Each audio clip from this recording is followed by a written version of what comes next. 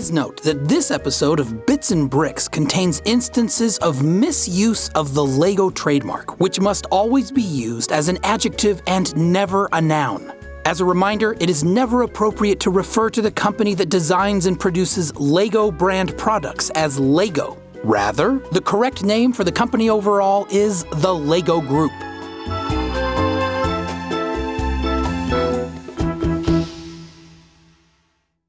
I hope that was severe enough. Was it severe enough? We get? Yeah, that was great, Ben. We got it. All right. On with the show.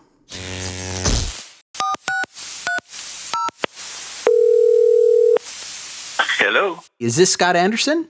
Speaking. Is this Brian? Yes, it is. How's it going? Fine. How are you? Good. Let me start by asking, what is it that you did on the game? I was the producer.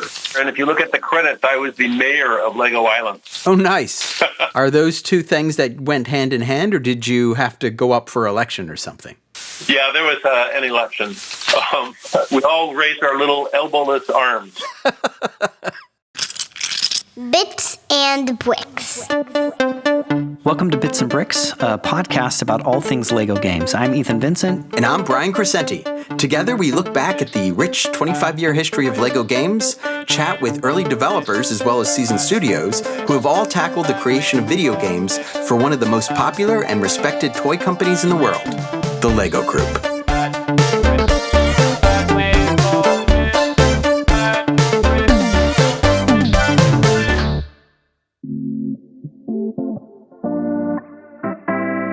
This week's episode takes a look at arguably the first serious LEGO video game release, Lego Island. Released on CD-ROM in late 1997, The Adventures on Lego Island was first introduced at Toy Fair in March of 1997 in New York City.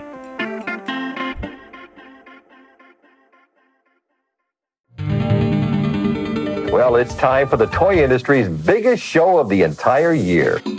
This is not the world of Lego that you're used to.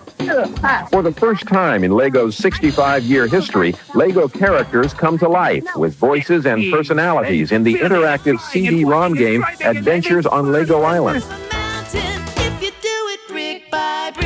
What if you could change anything you wanted? You can in Lego Island, the new CD-ROM game. It's an entire Lego world where you chase a Lego villain, build and race Lego vehicles, and change everything from the landscape to people's attitudes. New Lego Island CD-ROM game.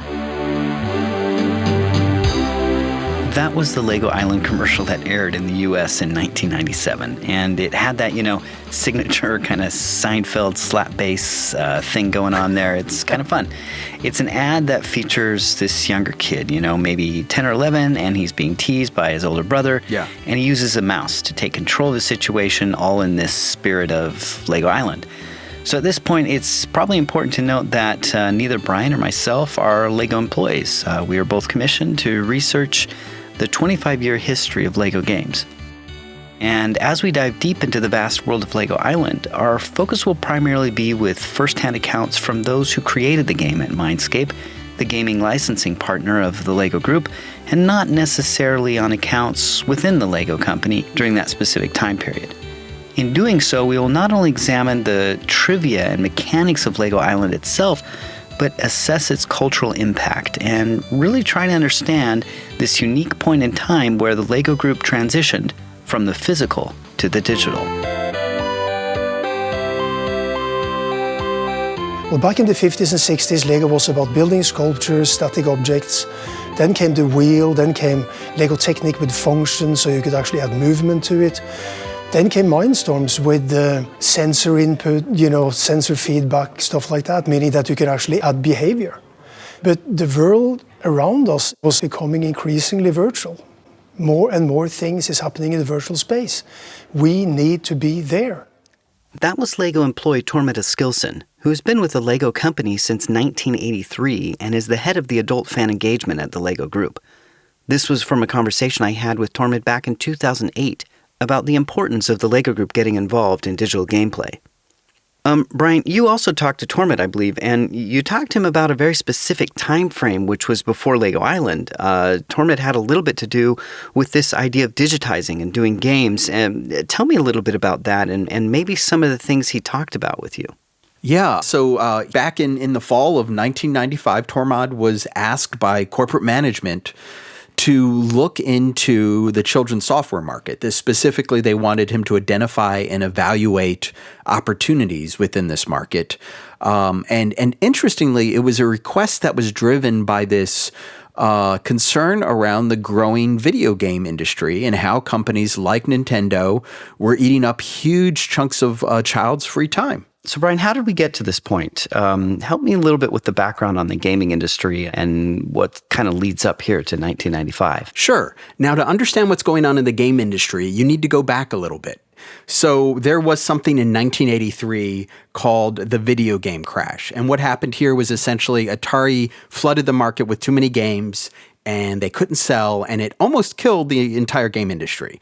Fast forward 3 years, and Nintendo enters the market with the Nintendo Entertainment System. They kind of trick stores, retailers into selling their system by calling it an entertainment system, not a game console. It includes a little robot, so they basically are saying this is a toy. Yeah. So that takes off. It blows up. 1989, you have the Game Boy, which expands the market even further. So now you have portable gaming systems. 1992, you have the Super Nintendo Entertainment System, which makes the gaming industry even bigger. So by 1995, you're entering what is considered by the game industry the fifth generation of consoles, and that brings in some massive players. Nintendo's already huge, but now you have PlayStation with Sony entering the market. And so it's becoming this big thing. A year later, Nintendo's going to come in with the Nintendo 64. So the world of console gaming is booming, as is the world of computer gaming, where you have titles like Warcraft, which is at the time a real-time strategy game. You have Dune 2. You have Maxis's popular line of sim games like SimCity. And then you have titles like Myst, which are showing the popularity of explorative puzzle games. Yeah, so that's pretty amazing too, because you are starting to see these games that are highly involved. Right. This idea that, youth and kids and, us from the Atari generation or something is now going to do like deep dive gaming. And I think that's pretty interesting because you've got video games that are actually demanding a lot of time to be involved with, to be engaged with. Right. Yeah. I mean, the reality is everybody only has so much time. Children only have so much time. So when they have their free time, they're going to play with toys or now they're going to, watch TV or play video games. And video games are becoming a larger and larger part of what they do with their time. And now the Lego group was already sort of playing around with the idea of video games and had been for a while. So you've got things like Futura, which was this sort of R&D part of the Lego group, and they were looking at all kinds of things, including virtual reality experiences and the idea of using CD-ROMs, and maybe including those with building sets and maybe creating digital versions of how you build.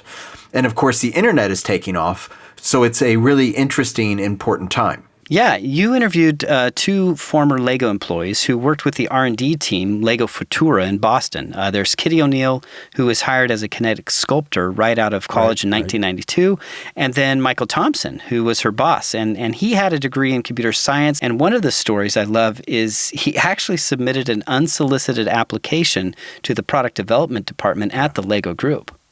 I think my application ended with, not only can software help contribute to Lego, but Lego can help contribute to software.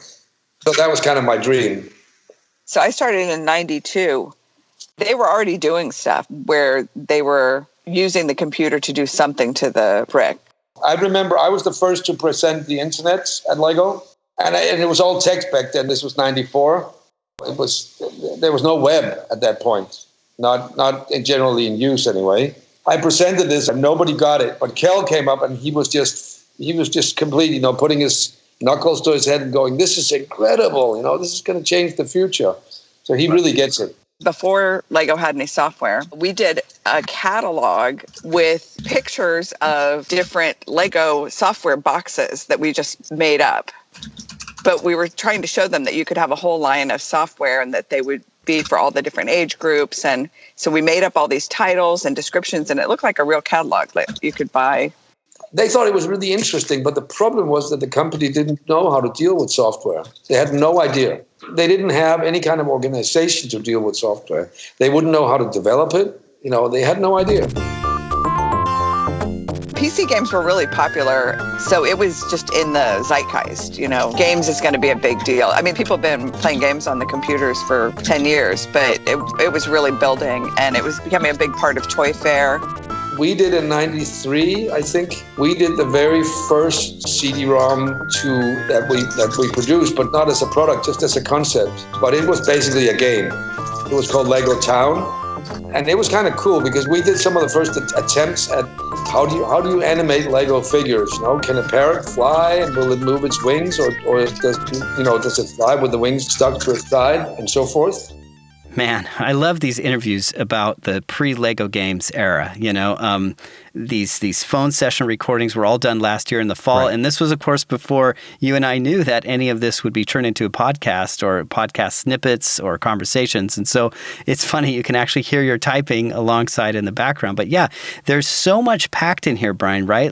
This idea that Lego Futura needed to sell Lego headquarters on the validity of software and video games. I love that picture of Michael presenting the early internet to Kjell Crecente for the first time and just how excited he was. This attempt that Lego Futura makes over and over again, it's between 93 and 95, and really trying to help the Lego group jump on the digital and video game bandwagon. Yeah, I mean, it's important to note also that it's that same year, I guess in 1996, that another group was launched, a very important group, the Strategic Product Unit Darwin, was brought on, and some of the people who were working on some of that stuff at Futura moved over to Darwin. And Darwin's mandate was to, among other things, explore the possibility of video games that can recreate Lego toys in a digital form. So you have this, it's sort of this in the air, this idea that Lego bricks have to go digital in some sense, and that toys and the internet and everything is sort of going to take over. And then Tormod is asked to do this report. So he hires a couple of people. They have a small group of researchers, basically, that put together this report, which, by the way, is called Elvis. I think that's because video games had the company all shook up, which I love. I love that name. That's good. Anyway, so this report, it takes basically over the fall of that year. They work on this report and they deliver it in the winter. And its findings are really, I think, a wake-up call for the company, because it's not just saying, hey, yeah, video games are important. The report stresses that entertaining the video game market was not an option. It was an absolute necessity. So on December 21st, 1995, there's this workshop held with Tormod and some other folks in which they present their findings through a PowerPoint. And Tormod and his fellow researchers lay out what the opportunities are, what the different entry strategies are, and the best way to position Lego toys within the video game industry. Yeah. So the timeline is actually kind of unique in how it leads into Lego Island as a game that's supposed to, come about. And, before all this happens, someone had to greenlight and fully greenlight this idea that the Lego group was going to go into games. And why do you feel that was such a debate? I mean, why was that being discussed so long? I mean, if you look at, video games, they've been around for so long, even up to 1995, that you think that maybe the Lego group would have started earlier. I mean, what are your ideas on that, Brian? I think that the Lego Group as a toy company, as a company that had been around for a very long time and had always worked on the physical, viewed digital creations with some suspicion, both because they saw the digital creation taking away some of their market. But more importantly, I think, like a lot of people back in that time period, it was sort of the comic books of its era. It was this idea that video games would rot your brain, They weren't educational, they weren't healthy. It was just viewed as some sort of mindless time waster. And I think for the Lego Group to really come to grips with that, they first needed this Elvis research project. But also, we come to find maybe decades before they really got a grasp on like, this is important and this is how we do it and this is how these things can coexist. Yeah. I also think the other thing that plays into this is the fact that there was a whole group within the Lego company that felt like if you were to force a story upon kids and have them do something that was tasked task or narrative driven in video game, that would take away the game and play experience per se. Like you would be forced to play a certain regiment of a game instead of just mixing all the genres together. Like that is so common when you're a kid and you just mix everything up. Plus, I don't know if they had quite the handle on early youth that was starting to decline, right? I mean, that was the real Nintendo threat, I believe. You'd probably forget the plastic brick quite easily during that time. Video games themselves, people who make video games and people who have been in the industry for decades have really struggled with that balance between a crafted experience that is more akin to something like, say, a movie or a book, and the idea of creating a toy-like experience that is more akin to giving a kid a sandbox to play in or a toy box to kind of go through and play around with. So, the fact that the Lego Group, which doesn't have any experience creating video games at the time, steps into this and looks at it and instantly seemingly identifies an issue that video games and video game makers have long struggled with, I think is very telling and frankly is impressive. Absolutely. All right, let's take a little break here. Before Jet Set Radio, Crazy Taxi, and Grand Theft Auto, Lego Island was the first to have an interactive radio station. Let's take a listen here. In your home or in your car, you are never really far from LEGO Radio. Yes, LEGO Radio. If you're not listening to LEGO, then chances are you're not listening to a radio. You know that Lego Island is my kind of town. Think I'm gonna build a bridge today. I think I'm gonna build it in a brand new way. Let's take a look at the beginning, how it all started. Brian, tell me a little bit about the setting and how did Lego Island come about? It's really fascinating, especially when you sort of lay it over the context of what's going on in the world in terms of video games and toys, and then what's going on at the Lego Group. So in the mid-90s, there's this California education software company called Mindscape. And so Mindscape, we could do a whole thing on Mindscape. Yeah. They have a fascinating sort of turbulent history that started in '83 by a guy who worked at Scholastic. But they had this history of publishing video games, but they went through a lot of ownership changes. And so during this time period, they decided they wanted to focus a bit more on different types of video games. So one of their department heads started looking at who they might be able to team up with in the toy industry. Yeah. So they see this as another avenue for making money. And after doing some research on big toy companies, they of course settle on one of the biggest, the Lego company, and decided that's the approach. That's the company they want to go after. So they give this project, this sort of pitch that they want to come up with to a guy who goes on to become Lego Island's creative director. His name is Wes Jenkins, and the people who knew him described him as this amazingly creative person, this sort of fountain of ideas and enthusiasm at the company. Mm-hmm. So he goes and he grabs another guy named Paul Melmid, who would then become Lego Island's education and research director. And the two of them sit down and come up with this amazing pitch for a game featuring Lego Town, after the Lego Town set. And they go to the New York Toy Fair in February of 1995 and pitch their hearts out to the Lego company. Yeah, and the timeline here is real interesting, right, Brian? Because, of course, in February of 1995, they're there and they're pitching to the Lego Group. And how does that go? What happens? I mean, how did they react? And obviously, this seems to gel and fuse kind of perfectly with this attempt they had with Lego Futura and Tormod and those people wanting to actually, have a video game. Yeah, you look at this pitch that seems like it went really well, and you sort of take that time period, which is February 95, and then drop it into the world of the Lego brick. And going back a little bit to what we talked about a little earlier in this discussion, remember that the Elvis research project kicks off in 95. So February 95, the Lego Group has this interesting idea pitched to them, and we know that they'd already been thinking about video games because of Futura.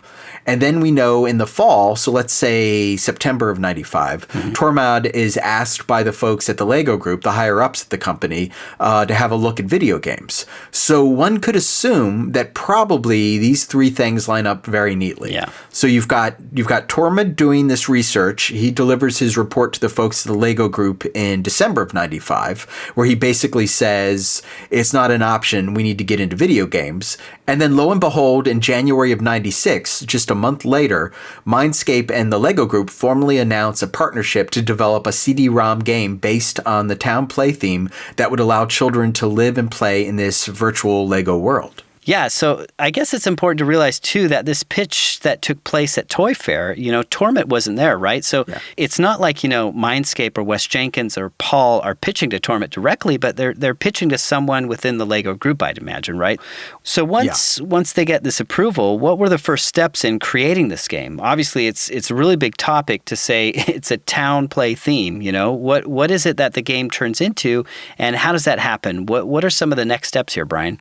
Right. So, the nature of Lego Play is that it's very open. You could do almost anything with it. So after they get the green light, they start forming this big team. And it seems like Wes and Paul are two of sort of the core people who really come up with a lot of the originating ideas for the game. One of the things that's really fascinating is that Paul, who has a background in psychology, came up with this idea early on that the game could, on some deeper level, explore Dr. Howard Gardner's multiple intelligence theory.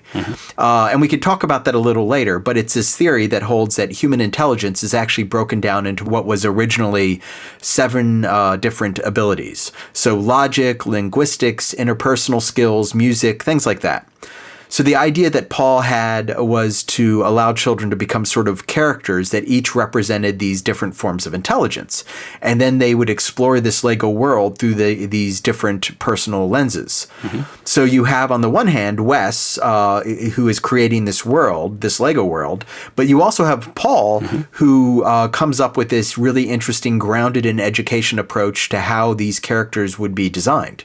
Yeah, I think that's really important, too, because obviously that's a huge interest that the Lego Group has, right? They're interested in not just creating a game that you play once and then you're done with, but they wanted to create the same experience digitally that they did physically. So this idea that there's an educational tie-in, that there's different skills involved in actually playing the game and using the same skill set you do in physical building, you could use digitally. This was a huge breakthrough, I think, or at least getting on the good side of the Lego Group, I would say, because the game no longer felt like completely disassociated with the company or the Lego Play experience. It was actually fused very nicely in this little place. So when you look at the team, how did this work? How did they do this? I mean, it sounds very philosophical, very lofty ideas. Now you have to actually make a game, and you're also in the mid-90s, right? So technology is kind of limited. Yeah, no. So they built up actually quite a huge team. So Wes Jenkins was obviously on the team. And there were other people like senior producer Scott Anderson, director of development Dennis Goodrow, project manager Mary Collins, and the lead 3D artist Dave Patch. And so this group of sort of leaders got together and decided early on that instead of creating what they viewed to be a traditional video game, they wanted to create something that I think it was Wes, maybe Scott. One of them told me, or I read, that what they wanted was to create something that was more like a toy that happened to have gaming features. So what that means is they didn't want it to be this sort of directed experience, and we talked about this earlier. Instead, what they wanted was to offer children this sort of open field in which they could play and create their own experiences. And in doing this, that's a bigger challenge because not only are you talking about, the difficulties of engineering and technology, but you have to just create a lot of assets to do this. So over time, I'm told the team that worked on this game ended up growing to more than 100 people, which is tremendous. Scott joined Mindscape to work on the Lego Island game, and a real good friend of his that he knew through college and other stuff, Dennis Goodrow, where they were both working there, and they were looking for programmers, and Scott called me, and I was ready for a change. So I went to Mindscape, which is in my hometown. So that was Jim Brown. He's from Novato, California, where Mindscape was located at the time. And Brian, I believe he was one of the lead programmers listed at the end of the credits of the game as programming wizard and the godfather of code. Yeah. But one of the real gems we actually have is this behind-the-scenes VHS tape where Scott Anderson walks the floor at Mindscape. And it's this wonderful time capsule of that era where he kind of introduces the large Lego Island team and shows off the game.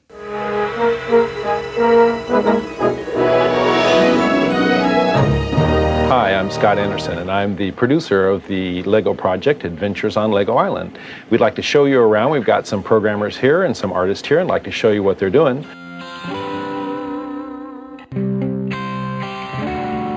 Hi, come on in. This is our graphics room here. I'm talking with Jeff Walkup. He's working on the phoneme generator. There seems to be a crowd of people over here working very intently. I can see they've all got a Lego in their hands. So that's a good start room. This is what they do all day long, and they actually get paid to do that. So here we are in the Lego art room where we put together a full-scale model of Lego Island. This has really helped us to see a little bit more about what we're doing on the game. We use it for focus testing for the kids, we use it for photographs, and of course for fun and therapy for the art crew. This has given us a lot of ideas about what to do on Lego Island and helps contribute to the magic here on Lego Island. I'm Jim Brown. I'm going to take you on a little cruise around Lego Island. Notice the details will increase. You can look at the top of this flat hill here. We have some plants, and as we move closer, you'll be able to gradually discern several different trees, different types of trees, and the detail improves as we get closer and closer, and we can see all the nice specular highlighting that Direct 3D will do for us.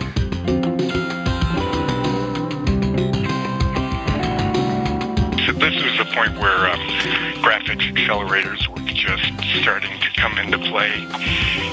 So we were actually targeting something that would run on a machine without a graphics accelerator, but would be able to take advantage of graphics accelerators if they were available.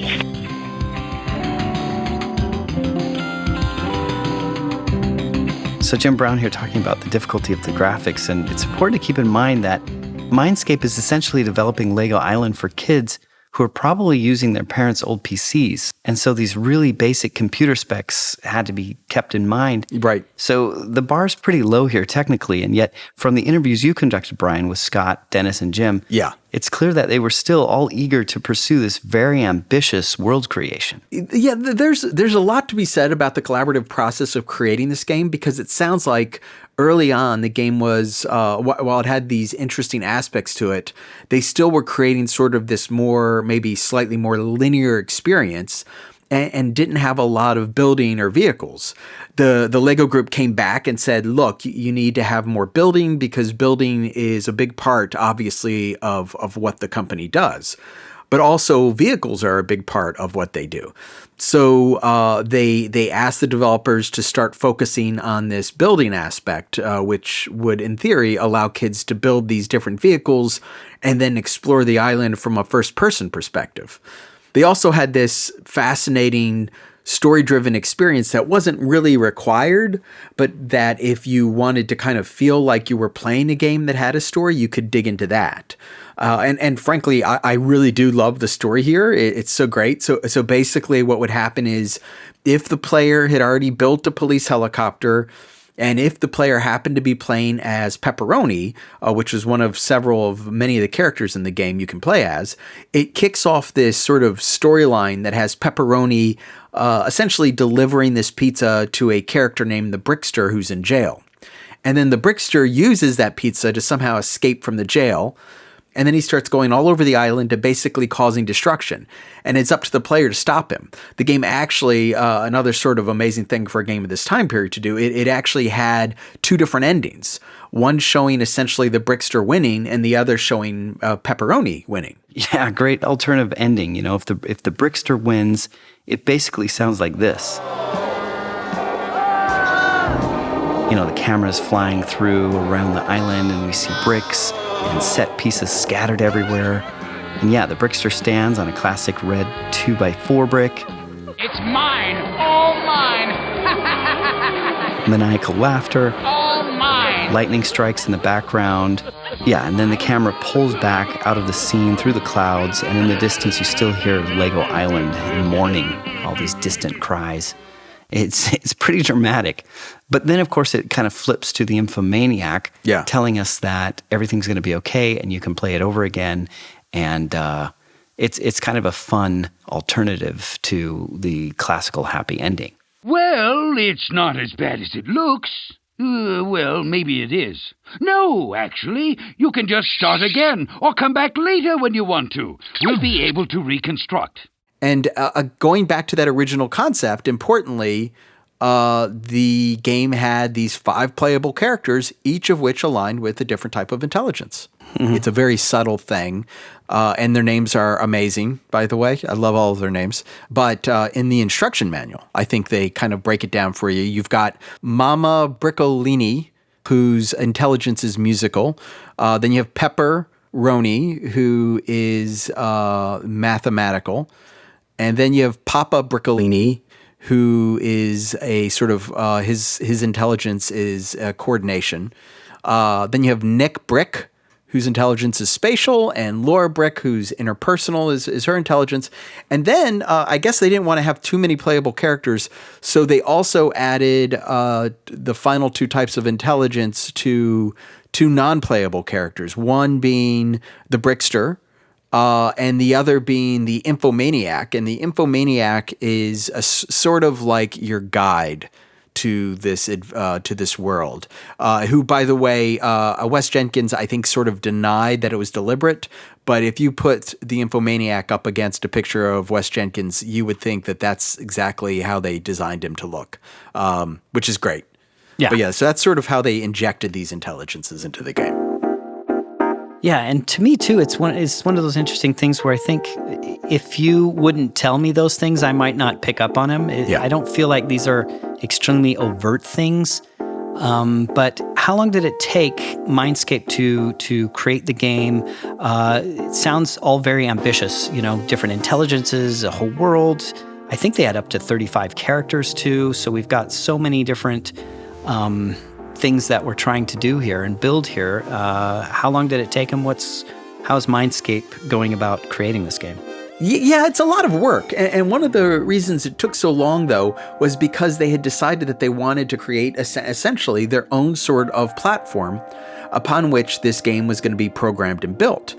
And the reason they did that was because Mindscape, the developer, hadn't just landed a deal for Lego Island. It had actually landed this sort of contract that had built into it the ability for this studio to make a number of sequels. So the first game was meant to be Lego Island, obviously, and then the second game, which the team had already started doing some work on and had actually done some prototyping on, was this game called Beneath the Fantasy, as in fantasy. Another great pun, of course.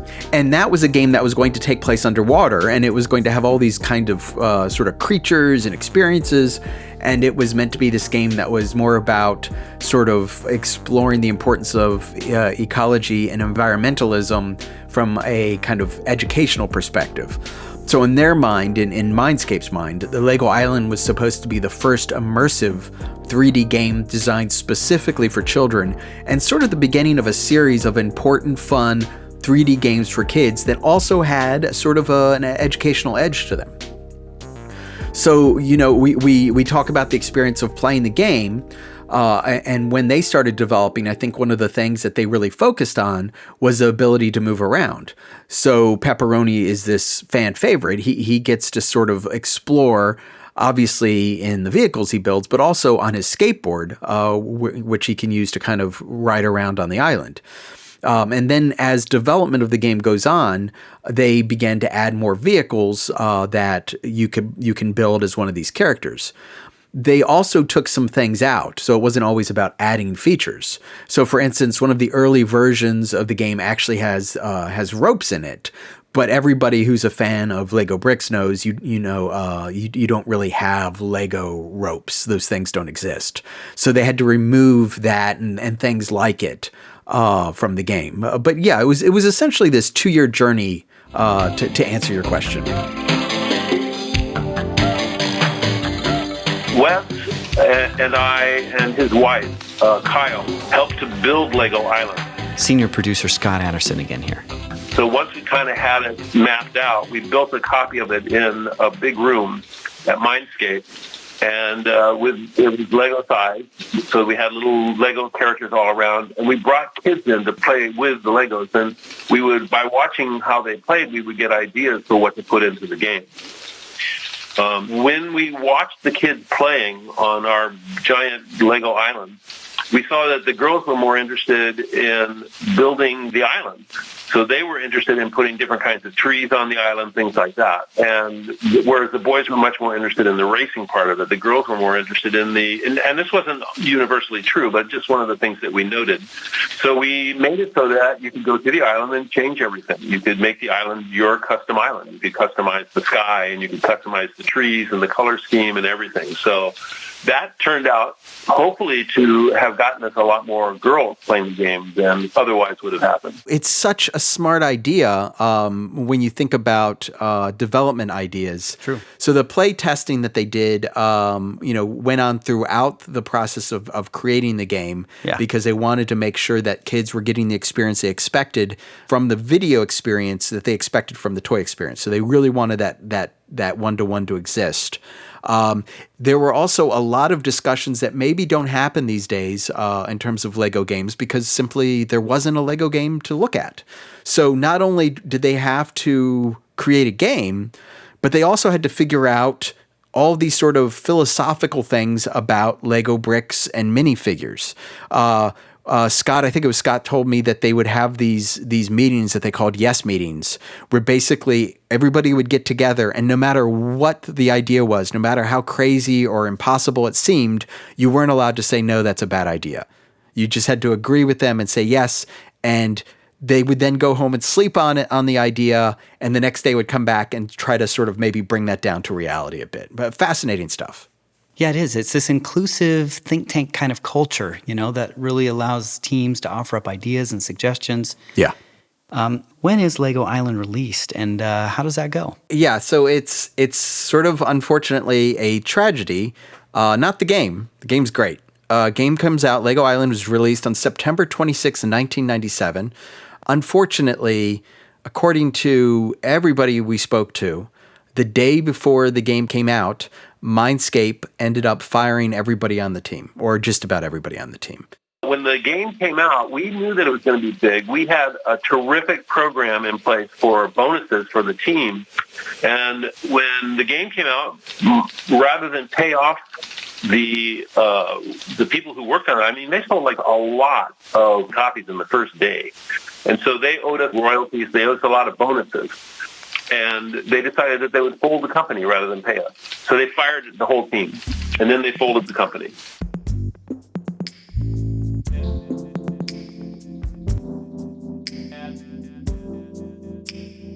I can't even imagine, putting 2 years of all of that time, all of that excitement into this game. Yeah. Starting work on the next game and then having the rug pulled out from under you like that. Yeah, terrible. So in the game industry, this still exists today. A lot of times built into a contract of someone who works on a game is that they get a share of some of the profits. They get bonuses based on how well the game sells. And according to Wes and a couple other people we spoke to, they believe that the company did not want to have to pay out those bonuses, so they fired everybody before it started selling. Absolutely terrible. And the end result is that team was done away with, and essentially, for at least a brief period of time, the Lego Island was the one and only game in that franchise. It wasn't a franchise, it was a single game, and Mindscape would not go on to make any of the other games. So, Brian, how did the game do? How did Lego Island do when it was put on the shelves, when it was ready to be sold?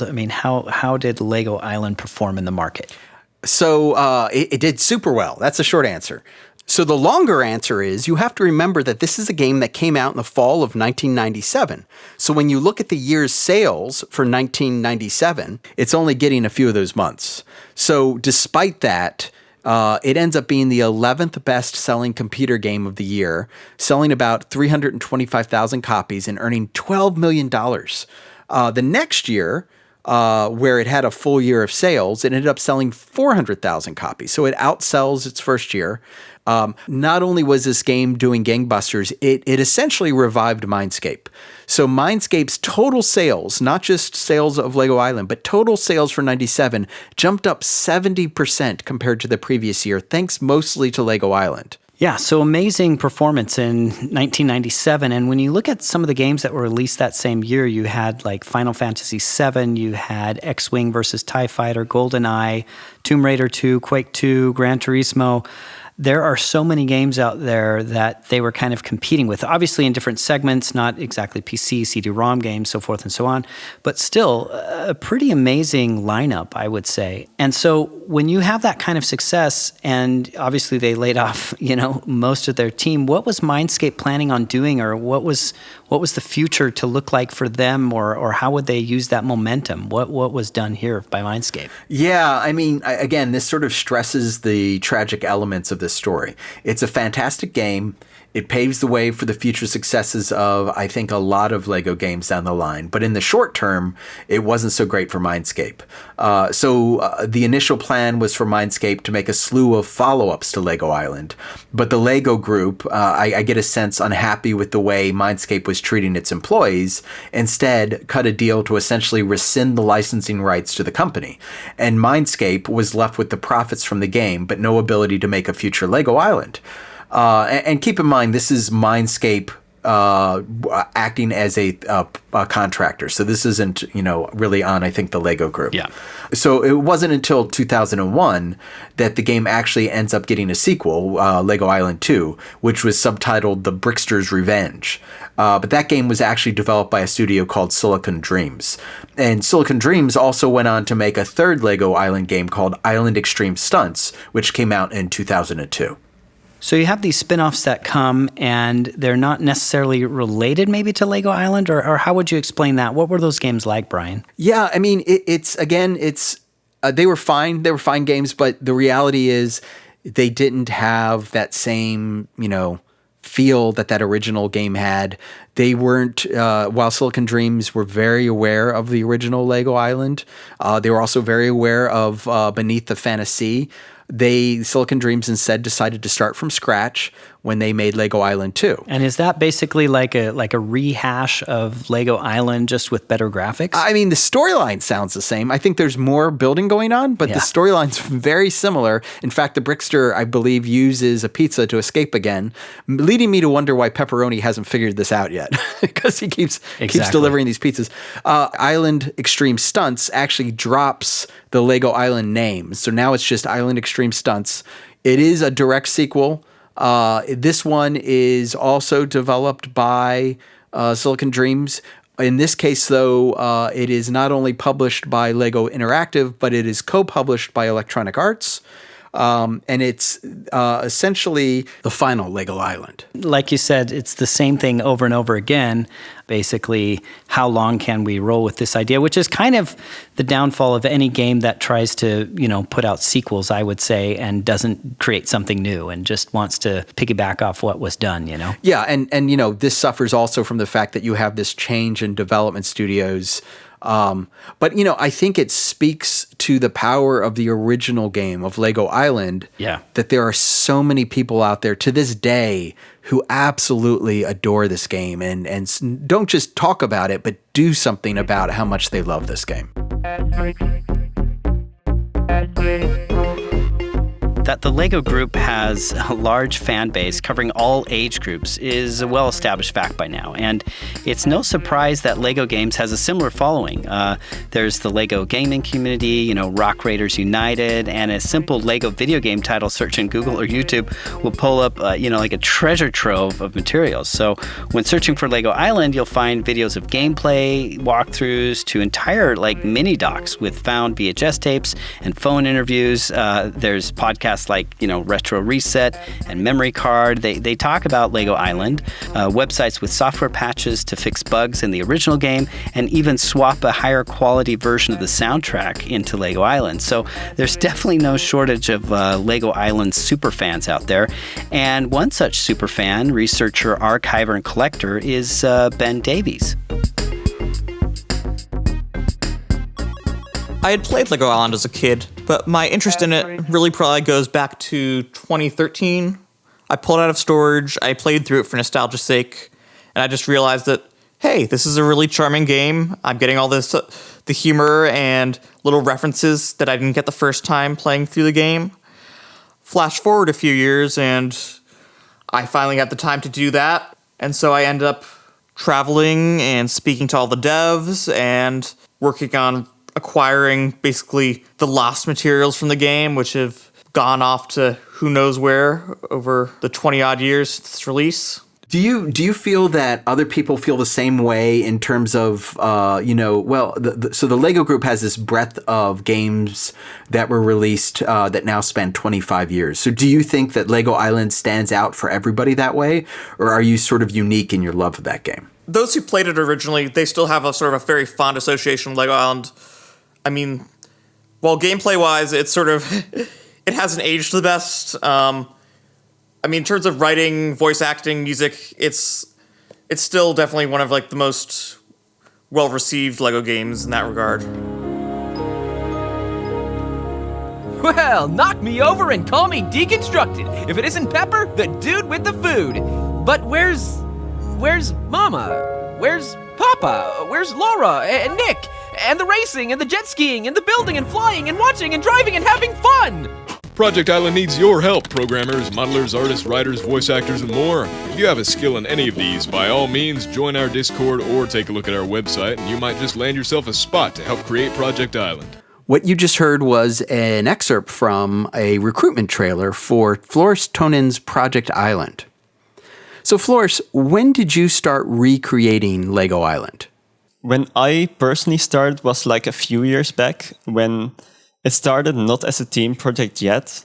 Okay. But I think we went public on this on the 20th anniversary of the game, which was, I think, around 2 years ago. And when you went public, how many people were working on it then? When we went public, I think not a lot. I think about 12 or so. And how many people are working on it today? I think officially in our server, we have about 50 people.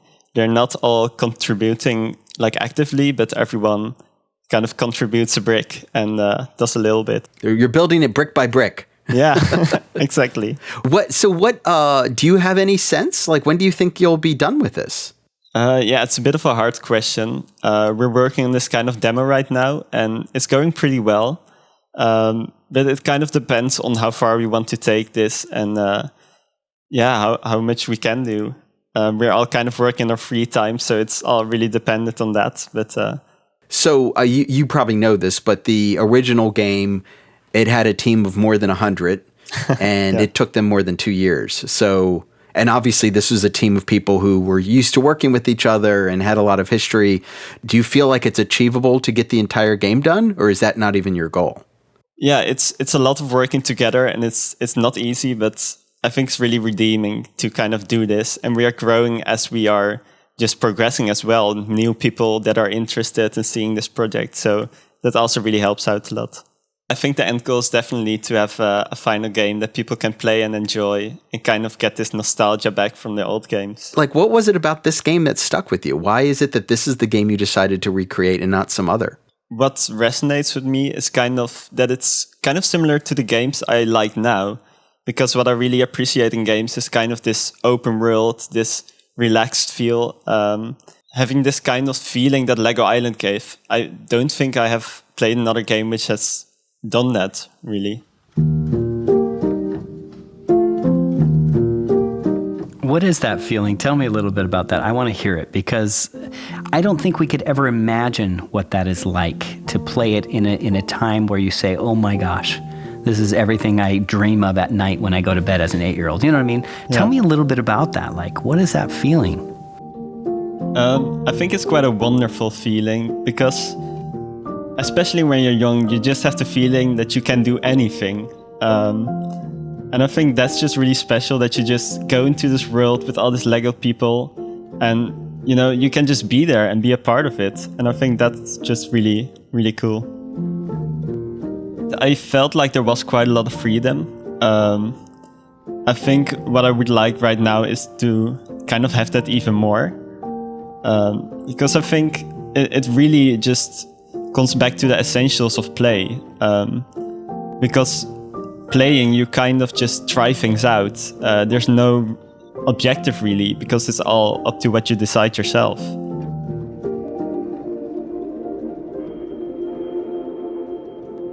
In a way, Lego Island was what the Lego Group always wanted out of a video game. I feel like they wanted this sandbox exploration, they wanted properly animated minifigs, they wanted the Lego brick to be represented properly, they wanted humor and wit, and even this narrative, this story-driven gameplay as a viable extension to physical play with the Lego brick. The Lego Group now seem to have clear answers to questions like, can Lego games deliver a digital experience? And of course, can the Lego company make their money back on an investment like this? And I think both questions were answered with an affirmative yes.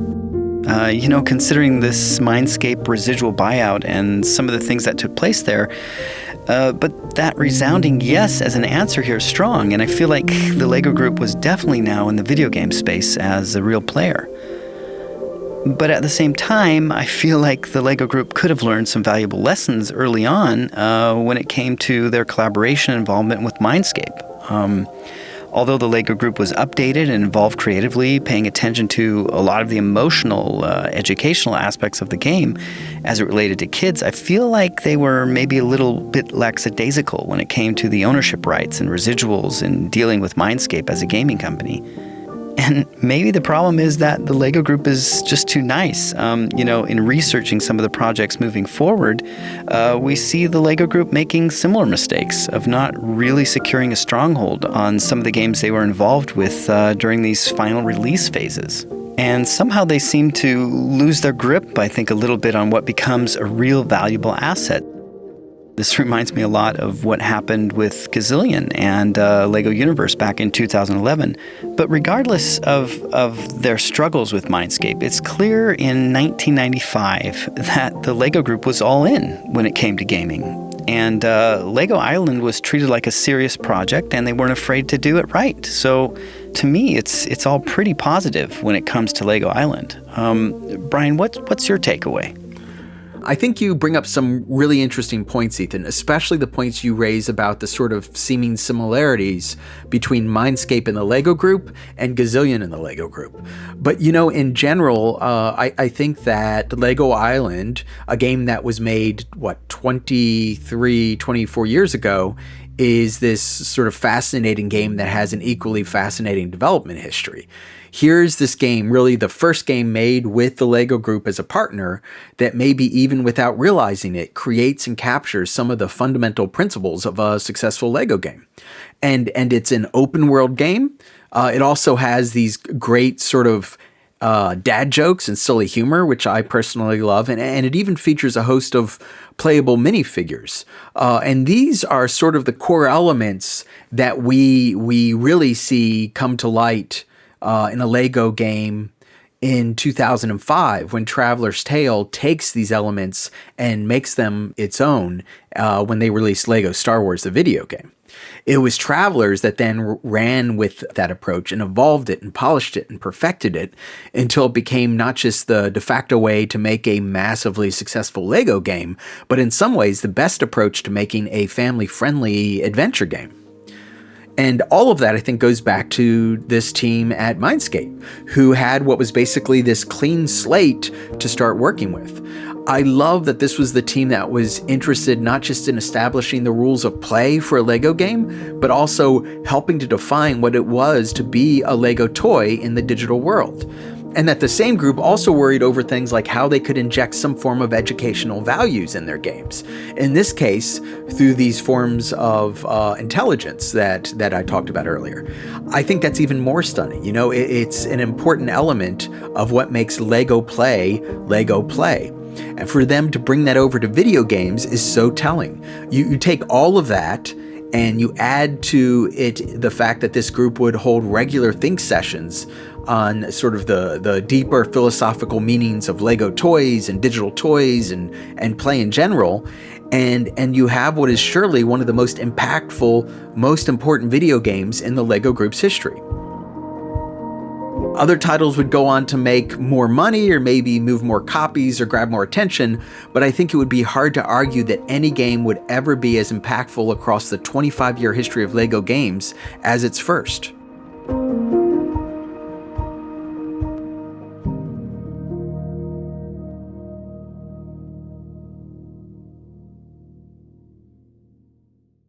Bits and Bricks is made possible by LEGO Games. Our producer is Ronnie Scherer. Your hosts are Ethan Vincent and Brian Crecente. Episode producing and editing by Ethan Vincent. Writing by Brian Crecente. Original music, sound design, and mixing by Peter Premer.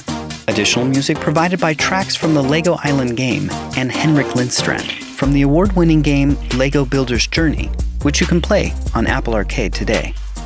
We'd like to thank our participants, Katie O'Neill, Michael Thompson, Scott Anderson, Jim Brown, Tormod Uskilson, Ben Davies, and Floris Tonen.